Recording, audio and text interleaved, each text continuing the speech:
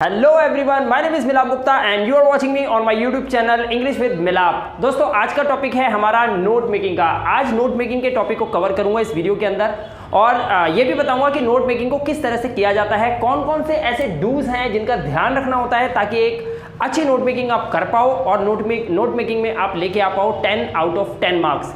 दोस्तों, मैं आपको यहाँ पर यह भी बता दूं कि कुछ चीज़ें ऐसी भी होती हैं, यानी कि कुछ डोंट्स होते हैं जो आपको नोट मेकिंग करते समय अपने माइंड में रखने हैं। इनका बहुत सावधानी से यूज़ करना होता है, राइट। तो कहाँ कहाँ पे इसका इस्तेमाल नहीं करना है और किन चीज़ों का इस्तेमाल किया जाता है नोट मेकिंग के अंदर, आज इस वीडियो में मैं ये कवर करने वाला हूँ। नोट मेकिंग खासतौर पर 9th, 10th, 11th and 12th class के स्टूडेंट्स के लिए उनके बोर्ड एग्जाम्स में ये आता है, प्री बोर्ड एग्जाम्स में भी आता है, फर्स्ट या सेकेंड टर्म में भी आ सकता है। तो वीडियो को बिल्कुल एंड तक देखिएगा और मैं वीडियो के एंड में आप लोगों को समरी के बारे में भी बताऊंगा। तो चलिए वीडियो को शुरू करते हैं और सबसे पहले आपको बताते हैं नोट मेकिंग में ऐसी कौन सी चीजें हैं जिनको आपको दिमाग में रखना है और पॉइंट वाइज उसको करना है ताकि आपको मिलने चाहिए full to full marks, right. पहले ये समझना होगा नोट मेकिंग होता क्या है। नोट मेकिंग एक पर्टिकुलर पॉइंट होते हैं जिनको आपको एक पैराग्राफ में से निकालना होता है। मान लीजिए एक एडिटर के कहने पे आप किसी एरिया में जाते हैं, वहाँ पे लोकेलिटी में जाकर आपको वहाँ पर कोई नेता आ रहे हैं, आप उनकी पूरी जो भी उनका स्पीच होगा उसको कवर करना है आपको, राइट। तो उनके स्पीच को कवर करने के लिए आप पूरा स्पीच, वो 1 घंटे या 1.5 घंटे का अगर वो भाषण करते हैं, वो स्पीच करते हैं, तो उसको तो पूरा आप लिख नहीं सकते। तो आपको उनके कुछ पॉइंट्स नोट करने पड़ते हैं कि उन्होंने किस किस पॉइंट्स पे बात की। उसके बाद उसको न्यूज़पेपर में आप एडिट करके छाप देते हैं। तो इन द सेम वे आपको वही नोट मेकिंग के अंदर करना होता है। तो इसी तरह से आपको करना है क्वेश्चन पेपर के अंदर। क्वेश्चन पेपर के अंदर आपको 4 या 5 पैराग्राफ्स आते हैं। उन पैराग्राफ्स में से पर्टिकुलर पैराग्राफ के आपके कुछ नोट्स या कुछ पॉइंट्स निकालने होते हैं। इसी को बोलते हैं नोट मेकिंग। यानी कि किसी बड़े बड़े पैराग्राफ्स को आप शॉर्ट नोट्स में बना दीजिए। स्कूल की तैयारी आप करते हैं तो बड़े बड़े जो पॉइंट्स होते हैं उनको छोटे पॉइंट्स में कन्वर्ट कर लेते हैं, बड़े बड़े पैराग्राफ्स को आप कन्वर्ट कर लेते हैं पॉइंट्स में, नोट्स बना लेते हो। यानी कि एक नोट को पढ़ने के बाद हमें एक आइडिया लग जाता है कि ये किस टॉपिक से रिलेटेड है और इस पर हम क्या लिख सकते हैं। This is called note making. तो नोट मेकिंग में सबसे पहले आपको पैराग्राफ को रीड करना होता है। आप पैराग्राफ को रीड करेंगे, उसके बाद उस पैराग्राफ को जब आप रीड कर लेते हैं तो आपको मेन टाइटल मिल जाता है। यानी कि इसका आपको एक टाइटल देने को रहता है, आपको मेन टाइटल मिल जाता है। आप एक टाइटल या एक नाम दे सकते हैं उसका, राइट, क्योंकि ये क्वेश्चन में आता है। उसके बाद आप उन पैराग्राफ से आप हेडिंग्स निकालते हो। हेडिंग्स मतलब वो पॉइंट्स निकालते हो, वो कीवर्ड्स ढूंढते हो उस पैराग्राफ के अंदर जो बहुत ही ज़्यादा इंपॉर्टेंट होते हैं, जिसके आधार पर वो पूरा पैराग्राफ बना होता है। तो वो कुछ पॉइंट्स आपको वहाँ पर निकालने होते हैं। वो पॉइंट्स होते हैं आपके हेडिंग। उन पॉइंट्स के भी कुछ पॉइंट्स बनाने होते हैं, दैट इज कॉल्ड सब हेडिंग। और सब हेडिंग की भी सब हेडिंग्स होती हैं, यानी कि सब हेडिंग की भी सब हेडिंग्स मतलब सब हेडिंग्स। ये मैं अभी आपको करके दिखाऊंगा एग्जांपल के साथ, राइट। ओके, सब हेडिंग्स के बाद आपकी बारी आती है यूजेस ऑफ एब्रिविएशंस की। दोस्तों, एब्रिविएशन का यूज बहुत सावधानी से किया जाता है। काफ़ी सारे ऐसे वर्ड्स होते हैं जो काफ़ी लंबे लंबे होते हैं, लेंथी वर्ड्स होते हैं। उन वर्ड्स को आपको पर्टिकुलर एब्रिविएट करके लिखना होता है। फॉर एग्जाम्पल, गवर्नमेंट को आप लिख सकते हैं GOV, राइट। इंफॉर्मेशन को लिख सकते हैं INFO, info डॉट। इस तरह से इंफॉर्मेशन, इस तरह से एब्रिविएशन का यूज किया जाता है। कैसे किया जाता है अभी आपको कुछ एग्जांपल के साथ मैं आपको समझा दूंगा। उसके बाद बात करते हैं इंडेंटिंग की। इंडेंटिंग मतलब होता है किस तरीके से लिखना है पेज जो आपका होता है। फॉर एग्जांपल, आप जब अपना एग्जाम दे रहे होंगे तो आंसर शीट में किस तरीके से आपको नोट मेकिंग के पॉइंट्स को लिखना है, कहाँ पे आपको समरी लिखनी चाहिए, इसका पूरा फॉर्मेट मैं आपको अभी बताऊंगा। वहीं पे हमें इंडेंटिंग को समझना होता है। जो बच्चे MS वर्ड यानी कि कंप्यूटर जानते हैं और MS वर्ड यूज़ किया है, उनको पता होगा कि इंडेंटिंग यानी कि पेज सेटिंग किस तरह से की जाती है। तो इंडेंट का उसमें बहुत बड़ा रोल प्ले होता है। तो उसी तरह से इंडेंटिंग के साथ ही हमें इसको तरीके से लिखना चाहिए। फॉर एग्जांपल, जैसे ये पॉइंट्स मैंने लिखे हैं तो इसको मैंने इंडेंट करके लिखा हुआ है। देखिए, ये इस लाइन में है, यहाँ पे जगह छोड़ी हुई है। सेम इस लाइन में, इस पैटर्न में ये है। इसी तरह से हमें नोट मेकिंग करते समय भी उनके पॉइंट्स को, हेडिंग्स को, सब हेडिंग्स को, टाइटल को, समरी होता है, इस सबको हमें एक प्रॉपर तरीके से इंडेंट वे में लिखना होता है, राइट। उसके बाद लास्ट में समरी, वो मैं आपको बताऊंगा समरी किस तरह से लिखी जाती है, राइट। तो चलिए अब हम बात करते हैं डोंट्स की, यानी कि वो चीजें जो आपको नहीं करनी है। सबसे पहला काम आपको क्या करना है, ओमिट हेल्पिंग वर्ब्स। यानी कि जो भी हेल्पिंग वर्ब्स होती हैं, is, am, are, was, were, will be, has, have, had, will have, should, may, might, must, can, could, would, ऐसे हेल्पिंग वर्ब्स को आपको नोट मेकिंग के पॉइंट्स बनाते समय, हेडिंग या सब हेडिंग लिखते समय उनका यूज नहीं करना है, उन्हें अवॉइड करना है। क्योंकि हमें इसके अंदर कंप्लीट बड़े बड़े सेंटेंसेस नहीं लिखने होते। अगर आप बड़े बड़े सेंटेंसेस लिख दोगे तो वो फिर एक पैराग्राफ बन जाएगा। हम कुछ पॉइंट्स ऐसे लिखते हैं जिसे पढ़ने के बाद एक ओवरऑल आइडिया लग जाता है कि ये पर्टिकुलर पॉइंट्स किस टॉपिक पर हैं, यानी कि उस पैराग्राफ में से हेडिंग्स निकालते हैं। ऐसी कंडीशन के अंदर आपको हेल्पिंग वर्ब्स का यूज नहीं करना है, राइट। Don't copy sentences. कभी भी जो पैराग्राफ आपको दे रखा होता है एग्जाम के अंदर, उसमें जो पैराग्राफ आप पढ़ते हो उसमें से कभी भी सेंटेंस को निकाल कर आपको हेडिंग नहीं बनाना है। आपको थोड़ा सा अपने माइंड को यूज करना होगा, उसमें कुछ अपनी इंग्लिश थोड़ी सी जैसी भी आप कर सकते हो, जितनी भी टूटी फूटी आप जैसी भी इंग्लिश आप जानते हो, आप कोशिश करें कि उस हेडिंग को अपने तरीके से बनाएं, अपनी इंग्लिश में बनाएं, तो बहुत ज़्यादा वैल्यू रखता है। लंबे लंबे सेंटेंस नहीं निकालना, कॉपी मत करना, राइट। एक लाइन में एक ही एब्रीविएशन यूज होगी, ये भी आपको ध्यान रखना है। जब मान लीजिए आप हेडिंग लिखते हैं, उसके नीचे 2 या 3 सब हेडिंग्स लिखते हैं, तो उन सब हेडिंग्स के अंदर हर लाइन में आपको एक ही एब्रीविएशन यूज करनी है, ज़्यादा एब्रीविएशन यूज नहीं कर सकते आप एक सेंटेंस के अंदर, ये आपको याद रखना है। उसके बाद जो एब्रीविएशन आप यूज करेंगे वो यूनिवर्सल एक्सेप्टेंस होनी चाहिए, यानी कि आप अपनी मर्जी से कोई भी एब्रीविएशन किसी भी वर्ड की नहीं बना सकते, राइट। जैसे इंफॉर्मेशन वर्ड होता है तो उसकी एक एब्रीविएशन है इन्फो, तो इस तरीके से आपको, जैसे एग्जाम्पल की एब्रीविएशन होती है EX, तो इस तरीके से आपको एब्रीविएशन बनानी है, राइट। ये ध्यान रखिएगा। आप EG भी लिख सकते हैं एग्जाम्पल के लिए, राइट। नॉट मोर देन 3 सब हेडिंग्स। 3 सब हेडिंग से ज्यादा हेडिंग नहीं होनी चाहिए, यानी कि जब आप एक हेडिंग लिखेंगे तो उसकी जब सब हेडिंग्स होंगी वो 3 से ज्यादा ना हो, कोशिश करें, right. And finally and the last point that you should not do while making note making, उसमें आपको क्या करना है, पेज जो है वो आपका 1.5 पेज से ज़्यादा बड़ा नोट मेकिंग नहीं होना चाहिए, राइट। यानी कि 1.5 पेज के अंदर आपका नोट मेकिंग पूरा फिनिश हो जाना चाहिए। यहाँ पर मैं आपको एक बात और बता देना चाहता हूँ कि अगर हम इसकी मार्क्स इवैल्यूएशन की बात करें तो आपका यहाँ से लेकर और इंडेंटिंग तक आपका ये टोटल 5 मार्क्स का होता है, राइट। और अगर हम समरी की बात करें तो सिर्फ समरी अकेली 5 मार्क्स की होती है, तो टोटल आपका ये 10 मार्क्स का होता है। यहाँ शायद आपको दिख ना रहा हो, मैं आपको बता देता हूँ, ये टोटल 10 मार्क्स का आता है आपके एग्जाम्स के अंदर, राइट।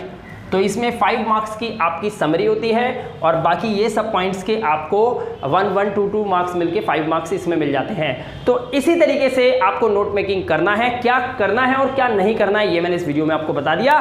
तो चलिए अब हम शुरू करते हैं नोट मेकिंग को करने का तरीका। एक फॉर्मेट दिखाता हूँ किस तरह से इसका फॉर्मेट होता है। ओके, तो अब हम आ गए हैं फाइनल पेज पे, यानी कि मैं यहां पर आपको दिखाने वाला हूं। ये एक पेज है, ये पेज है। मान लीजिए जैसे आप अपने एग्जाम्स में जब पेपर में करके आएंगे, यानी कि आंसर शीट में जब इसको लिखेंगे, अटेम्प्ट करेंगे, तो किस तरीके से ये डिजाइन होना चाहिए मैं आपको वो चीज बताना चाह रहा हूं। आप बड़े ध्यान से देखिएगा, राइट। ये आपका पेज नंबर 1 है, ये पेज नंबर दूसरा है। मैंने आपको बताया था कि नोट मेकिंग आपकी 1.5 पेज के अंदर समाप्त हो जानी चाहिए, यानी कि 1.5 पेज के अंदर ये आपको एंड कर देना है, क्योंकि इसके मार्क्स होते हैं 10। तो आपको सबसे पहले क्या करना है, देखिए यहां पर मैंने दिया है टाइटल। फॉर एग्जांपल अगर एजुकेशन से रिलेटेड 4 या 5 पैराग्राफ्स आए हुए हैं तो मैंने पैराग्राफ को पढ़ने के बाद मैंने उसका प्रॉपर एक टाइटल बनाया या हेडिंग बनाई, तो मेरे को लगा यार इसका टाइटल ना ये होना चाहिए। मैंने टाइटल दे दिया इंपॉर्टेंस ऑफ एजुकेशन। ये मैंने दे दिया एक छोटा सा 4 या 5 वर्ड से ज्यादा किसी भी हेडिंग के अंदर, किसी भी सब हेडिंग के अंदर आप वर्ड्स यूज नहीं करेंगे। 4 से 5, मैं तो कहता हूं 3 या 4 ही रखिए, ठीक है, तो और ज्यादा बेटर रहेगा, राइट। तो मैंने इसमें देखा तो सबसे पहले मेरे को एक हेडिंग मिली, ये हेडिंग है, हेडिंग मिली बुक्स एंड एजुकेशन, यानी कि बुक्स एंड एजुकेशन का मेरे को पैराग्राफ में से लगा कि इसके ऊपर ही सब कुछ लिखा हुआ है, हर लाइन इसके ऊपर लिखी हुई है, इससे अटैच है, तो मैंने एक हेडिंग निकाली बुक्स एंड एजुकेशन। तो एजुकेशन में मैंने EDU कर दिया और मैंने एजुकेशन का एब्रीविएशन यूज यहां पर किया है। तो मैं यहां पर क्या कर रहा हूं, कीवर्ड्स किस तरह से यूज किया मैं आपको बताऊंगा, क्योंकि ये भी आपको लिखना होता है। मैंने बुक्स एंड एजुकेशन लिखा, यहां पर हेडिंग हो गई। अब हेडिंग के उसी पैराग्राफ में इससे रिलेटेड कुछ पॉइंट्स और निकाले, वो पॉइंट्स से जैसे पॉइंट नंबर ए क्या था, गवर्नमेंट स्कूल, इससे रिलेटेड लिखा। उसके बाद मैंने बी पॉइंट पे लिखा कॉलेज डिमांड्स मनी। तो यानी कि यहां पर देखेंगे GOV लिखा हुआ है मैंने गवर्नमेंट को, तो मैंने एब्रीविएशन यूज करी है। सेकंड में मैंने कॉलेज की एब्रीविएशन यूज करी है, COL लिखा और डिमांड्स मनी कर दिया। तो हर लाइन में एक एब्रीविएशन यूज हो रही है, देख सकते हैं आप। उसके बाद मैंने क्या करा, पॉइंट नंबर 2 यानी कि हेडिंग 2 निकाली दूसरे पैराग्राफ से। अब मैंने हेडिंग निकाली दूसरी, तो वो निकाली मैंने स्पेशल अटेंशन फॉर स्टूडेंट्स। तो यहाँ पर स्पेशल के लिए मैंने SPL डॉट लगा दिया, ये स्पेशल हो गया, राइट। उसके बाद मैंने इसके हेडिंग की सब हेडिंग्स निकाली हैं, ये देखिए ये दोनों सब हेडिंग्स हैं इसकी। तो हमें क्या करना है, अगर आप हेडिंग लिखते हो A तो सब हेडिंग्स लिखेंगे 1 और 2। अगर आप हेडिंग लिखते हैं 1 तो सब हेडिंग को लिखना ए और B, A B C D, इस तरीके से हेडिंग और सब हेडिंग दिखनी चाहिए। अब 1 और 2 जो काउंटिंग चल रही है वो चल रही है हेडिंग्स के लिए, और ए बी सी डी अगर मैं यूज कर रहा हूं तो वो मैं यूज कर रहा हूं सब हेडिंग के लिए। तो इस तरह से आपको थोड़ा सा ध्यान रखना है। अब यहां पर हमने क्या यूज करा, हमने यहां पर यूज करा है कीवर्ड्स। अब कीवर्ड्स क्या होते हैं, देखिए कीवर्ड्स मैंने यूज करे एजुकेशन, तो एजू लिखा है, उसके बाद यहां पर मैं लगाऊंगा ये एरो और उसके बाद मैं लिखूंगा एजुकेशन के लिए मैंने ये यूज करा है, क्योंकि जो एग्जामिनर होता है जो चेक करता है उसको ये पता होना चाहिए कि आपने जो एब्रीविएशन यूज करी है ये एब्रीविएशन एक्चुअली क्या है, आप क्या कहना चाहते हैं। कई एब्रीविएशन बच्चे खुद से बना लेते हैं, तो यहां पर आप इस तरीके से एजू को एजुकेशन, GOV हमने यहाँ पर गवर्नमेंट दे दिया है, COL है तो हमने यहाँ पर कॉलेज के लिए यूज किया है, and LIB library and computers के लिए मैंने यहाँ पर LIB यानी कि लाइब्रेरी लिख दिया। इसी तरीके से कोचिंग एंड इंस्टीट्यूट्स लिखना था तो इंस्टीट्यूट के लिए INSTT करा और हमने यहाँ पे इंस्टीट्यूट लिख दिया। तो कीवर्ड्स आपको यहाँ पर लिखने होते हैं। आई होप कि आपको यहाँ तक समझ आ गया होगा। यहां तक समझ आ गया तो एक पेज में अगर आपने ये कंप्लीट कर लिया है तो दोस्तों अपने एग्जाम में जो आपका आंसर शीट होगा उसके दूसरे पेज में समरी आप लिखेंगे। समरी क्या होता है उसके बारे में बता देता हूं। पूरा पैराग्राफ उठा के मत लिख देना, सेंटेंसेस मत उठा के लिखना, समरी को सही से पढ़ लेना। अपने इन वर्ड्स के ना हर एक पॉइंट के ना 2-2 सेंटेंस बनाने की कोशिश करना, ज्यादा कुछ मत करना। सब जानते हैं कि हिंदुस्तान की इस वक्त इंग्लिश को लेकर ना क्या प्रॉब्लम है। हर एक टीचर एग्जामिनर चाहता है कि उसके बच्चे को अच्छे मार्क्स मिले।